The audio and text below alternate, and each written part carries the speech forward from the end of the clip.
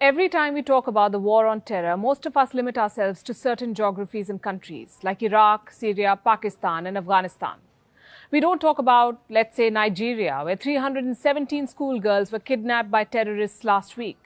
We don't talk about Mali, where 10 soldiers were killed in a terror attack just last month. We completely ignore Niger, where 56 civilians lost their lives in a terror raid in the month of January. And we rarely see any international headlines on Burkina Faso, Algeria, Mauritania, Guinea, Chad, Ghana, or Cameroon. These are all countries witnessing a devastating surge in terror attacks. Many of them have become the riskiest places on this planet. And we're making a big mistake by assuming that what these countries suffer has no bearing on the future security and stability of the rest of the world. Hello and welcome to Gravitas Plus. I'm Palki Sharma Upadhyay, and we need to talk about West Africa. This region on the African continent, it is witnessing an unprecedented surge in terrorist activities. It has been called the new battleground for jihadists. The situation in West Africa is extremely volatile. Look at these numbers. As of June 2020, 921,000 people had been forced to flee in Burkina Faso. 593 people had been killed. In Mali, 240,000 people were internally displaced and 592 had been killed. And in Nigeria, 489,000 people had been forced to relocate, while 1,245 had been killed. The blame for these deaths and displacements lies with jihadist terror groups. Most of them have made a marriage of convenience with global terrorist organizations. Some are associated with the Islamic State, others with the Al-Qaeda, and all of them are pushing West Africa into deeper turmoil. But how did they emerge in Africa and why are they thriving? To understand that, we'll begin with Algeria. The year 1992, the Algerian military staged a coup to prevent the Islamic Salvation Front from winning the country's first democratic election. The Islamic Salvation Front was an Islamist political party. The coup pushed Algeria into a civil war, a brutal conflict that lasted till 2002. More than 200,000 Algerians died during this period and 15,000 others disappeared. Among those who disappeared were Islamist fighters who fled the country. They found refuge in the deserted areas of northern Mali. These were sparsely populated areas. The fighters rebuilt their resources, they allied with local rebel groups, and they began engaging in criminal activities.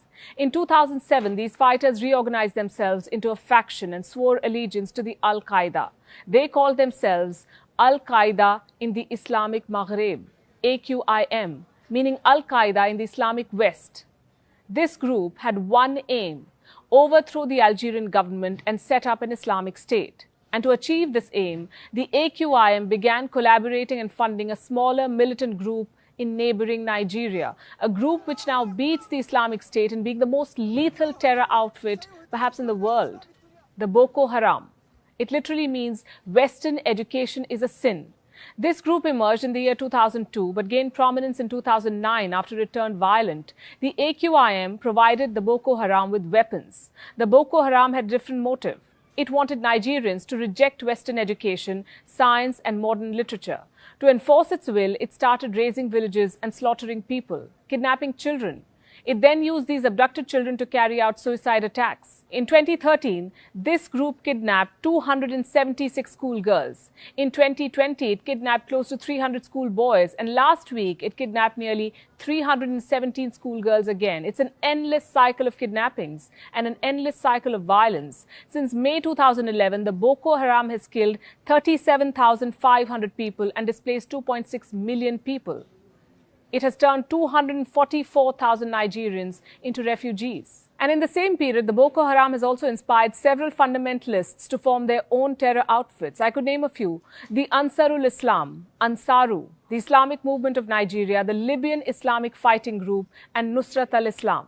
In the last 6 years, these groups have increasingly synchronized their operations and carried out multiple terror attacks across Africa. You may not have heard of them, but you must have come across these headlines, the ones that they made. The 2015 Chad suicide bombings carried out by 2 women and 2 children. The 2016 Ouagadougou attacks, where 2 former Swiss MPs were killed. The 2016 Grand Bassam shootings, where 19 people, mostly expats, were killed. And the 2018 Ouagadougou attacks, where the French embassy was attacked.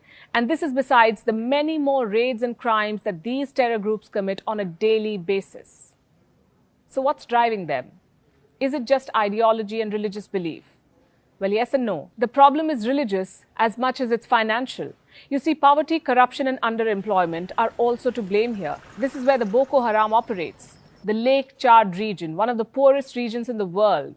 It is part of the Chad Basin, an area of severe environmental degradation. This is part of the Sahel, a region with no stable governance.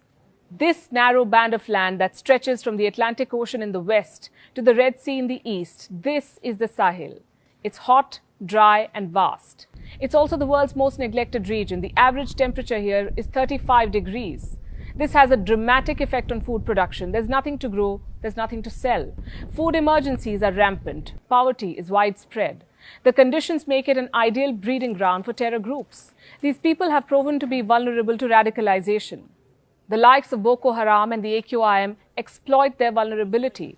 With the absence of proper governance or stable jobs, they lure young men into picking up arms, joining their ranks and making a quick buck. So how do they do it? How do they make money?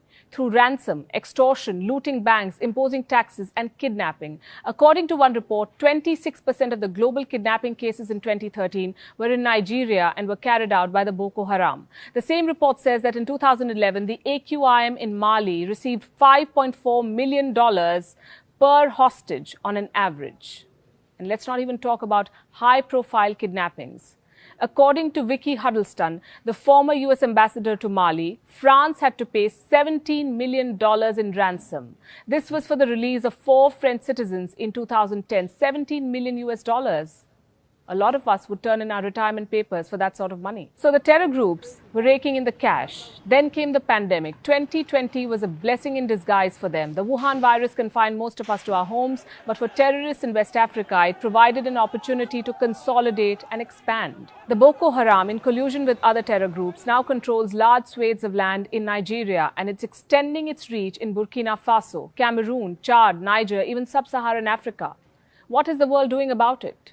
Not very much. France, which once had colonies in West Africa, is the only country that is extensively engaged in combating terror in this region. It has deployed close to 5,100 military personnel and is helping local forces in pushing back terrorists. But the rest of the world is doing very little. Why? Because most world leaders are making self-interested calculations when it comes to West Africa. They consider it to be a supposedly distant threat, one that has no bearing on the future security of the rest of the world. So they're busy carrying out airstrikes in Syria. What I'm about to say next could be politically incorrect, but it's time someone said it. Africa may not have the same strategic significance as West Asia right now. It may not have the kind of oil that West Asia has, but it is the continent of the future. It still contributes almost 10% of the global oil output, 90% of the world's platinum supply, 90% of the world's cobalt supply, half of the world's gold supply, 2/3 of the world's manganese, and 35% of the world's uranium. Africa is critical to world economy and security, and terrorists in West Africa are setting up new fronts in failed states while the world is looking the other way. They're expanding in all directions, posing a serious threat to the economic powerhouses in Africa. They could soon control or destroy these resources and hold Africa's economy hostage, the reverberations of which will be felt around the world. And we are putting money as the thrust of this argument because human rights violations have long failed to move the world. So if it all comes down to money, the world should still be worried about what's happening in Africa.